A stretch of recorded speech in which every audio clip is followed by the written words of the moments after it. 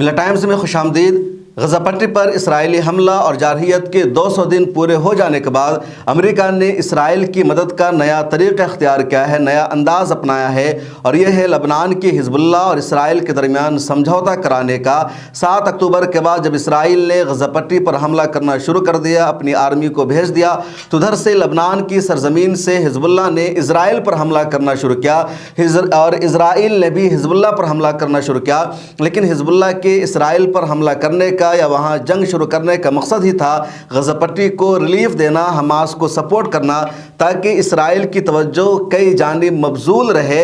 और इसी वजह से इसराइल लगातार परेशान रहा, अमेरिका भी सोचने पर मजबूर हुआ और अब अमेरिका चाहता है कि हिजबुल्लाह और इसराइल के दरमियान समझौता हो जाए, ताकि इसराइल को हिजबुल्लाह का किसी तरह का खौफ न रहे, डर न रहे।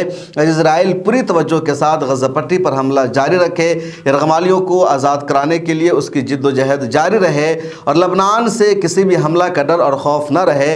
पिछले 200 दिनों में लगातार हिजबुल्लाह ने इसराइल पर हमला किया है। इसराइल के दसियों नहीं बल्कि सैकड़ों फौजियों को उसने हलाक किया है, उसके अलावा दसियों ठिकानों को उसने तबाह बर्बाद किया है।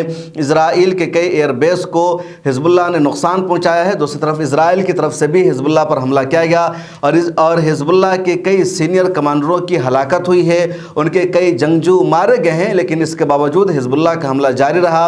हिजबुल्लाह के जनरल सेक्रेटरी हसन नसरुल्लाह ने अपने खिताब में यह भी कहा था कि हमारे जंग शुरू करने का मकसद ही था हमास को रिलीफ देना, गजा पट्टी को रिलीफ देना, ताकि इसराइल की तवज्जो दो जानिब मबजूल रहे।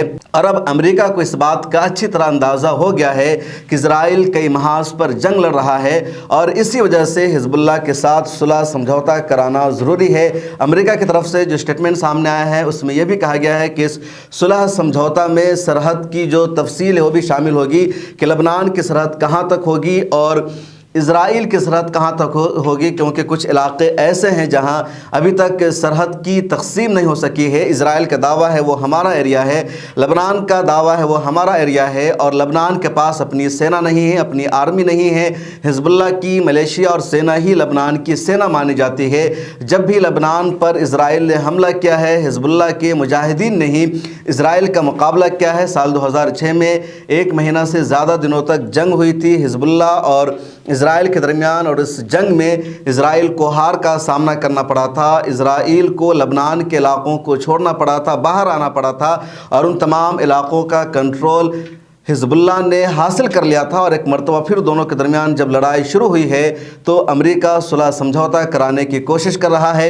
अब देखना यह है कि क्या हिजबुल्लाह अमेरिका का साथ देता है, वो इसराइल के साथ सुलह समझौता कर लेता है और इसराइल पर आइंदा दिनों में उसका कोई हमला नहीं होगा, या फिर शुरू में हिजबुल्लाह ने जो कहा था कि उसकी तरफ से गजा पट्टी की मदद की जाएगी, हमास की मदद की जाएगी और वो मदद है इसराइल पर हमला करके सिलसिला जारी रहेगा। हालांकि दोनों तरफ से अभी तक हमलों का तबादला लगातार हो रहा है। जब हम ये वीडियो शूट कर रहे हैं तो इससे कुछ घंटा पहले की ये खबर सामने आई है कि इसराइल बड़े पैमाने पर साउथ लबनान पर हमला कर रहा है और कल की खबर ये आई थी कि हिजबुल्लाह ने इसराइल पर हमला किया था और शाम के इलाके में वादी बका में इसराइल के कई फौजी ठिकानों को नुकसान पहुंचाया था। अब देखिए आगे क्या होता है। इस रिपोर्ट में इतना ही। मिला टाइम्स के साथ जुड़े रहिए और सोशल मीडिया के सभी प्लेटफॉर्म पर हमें फॉलो कीजिए।